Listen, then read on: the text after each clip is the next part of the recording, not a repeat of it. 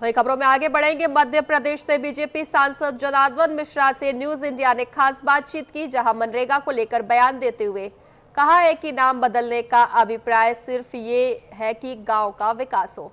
इस बिल के बाद जो संरचना सामने आएगी, एक एक आदमी को इस देश का पता लगेगा। कितना अंतर है, सुनिए आप भी। पार्लियामेंट के अंदर आज विपक्ष का मनरेगा को लेकर जोरदार प्रदर्शन देखने के लिए मिला। चलिए बात कर लेते हैं। जनार्दन मिश्रा साहब हैं, मध्य प्रदेश से बीजेपी के सांसद हैं। सर, आखिरकार नाम आपने क्यों बदल दिया, जिसकी वजह से बड़ा दिक्कत हो रही है? और दूसरी तरफ अगर विपक्ष की बात करें तो विपक्ष जो है पार्लियामेंट के अंदर भी प्रोटेस्ट करता हुआ नजर आया।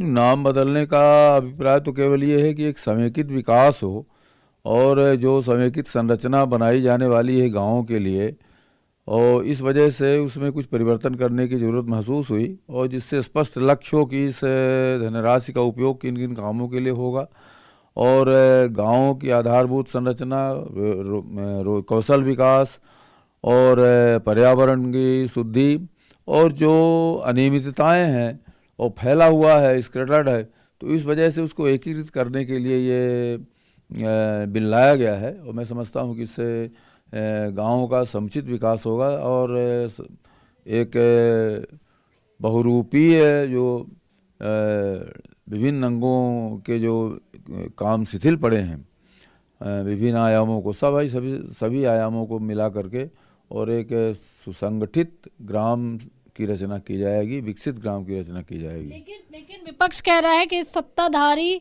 तानाशाहियों का जो सरकार का जुल्म है वो नहीं चलेगा, संसद से लेकर सड़क तक विरोध जारी रहेगा, संघर्ष जारी रहेगा।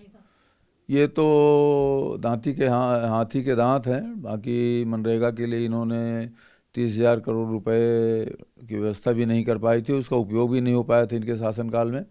आज मोदी जी ने लगभग 1 लाख करोड़ से ऊपर धनराशि इस योजना के लिए दी है, और बराबर इसका बढ़ते हुए क्रम में ये पैसा मिलता रहा है।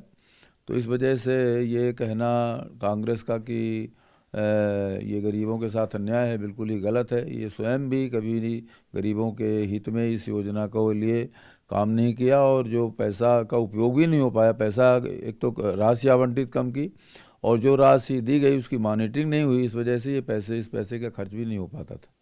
वहीं दूसरी तरफ कांग्रेस ये भी कह रही है कि आने वाले समय में अब देशव्यापी स्तर पर जो है आंदोलन करने वाले हैं और इसको लेकर विरोध करेंगे।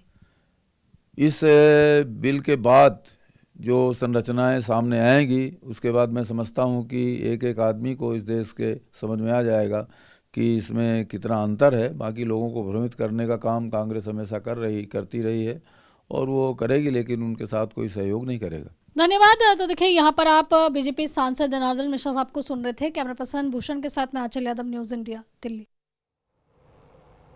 तो वहीं सपा सांसद